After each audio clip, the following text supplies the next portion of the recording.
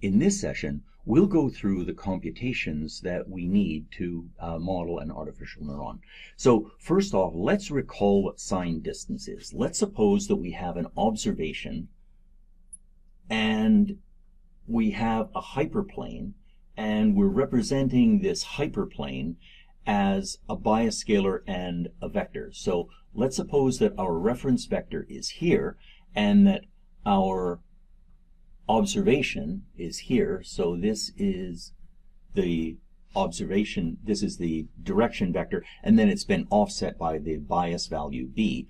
And what we have is that this is, let's say that this side is class number 1, or so we'll say that this is set 1 and this is set 2. So what we do to classify this is that we'll say A is in set 1 if and only if the computation is when we multiply A by the vector and add the scalar, that's greater than or equal to 0. So we're resolving the rare situation where the observation is exactly on the hyperplane. We're going to resolve that as we'll say that that's in set 1. So what we want to do now is we want to turn this from an inhomogeneous equation to a homogeneous equation. And the way that we do that, as described in the previous session, is to augment the data. What we'll do is we'll define our observation x as, so that's by definition, this will be a row-like or a 1 form that is the original data, and we'll augment that with a 1. And then our weight vector, we will define that as being, we'll say that that is this vector augmented with the bias scalar.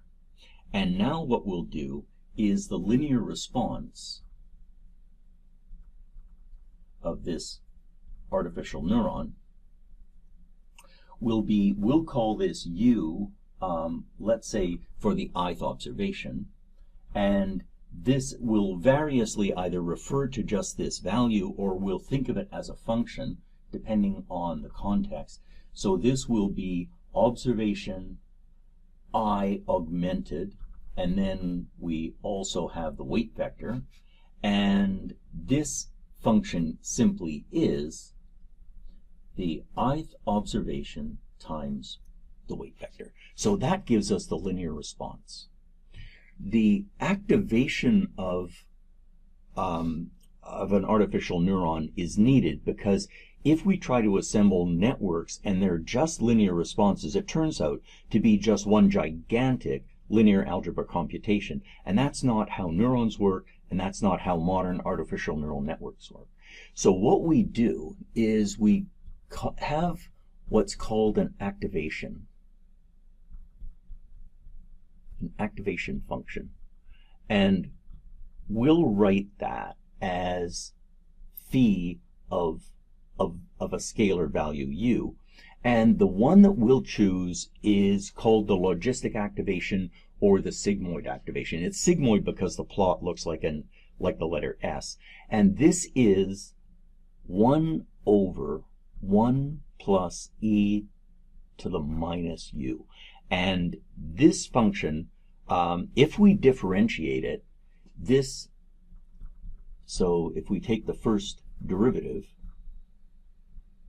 and I go through this in the notes in detail, I'll just summarize the result here, is that this is the derivative, and we'll refer to this when we need to as the function psi, so phi and psi, and this is, it turns out to be, this is the activation function times 1 minus the activation function. So when we're doing computations for artificial neural networks that have these sigmoid activations, we can compute this activation once, and then we can very quickly reuse that computation to find the derivative. And this derivative term will be needed in when we go to do gradient descent here and when we do more complicated things in a subsequent course.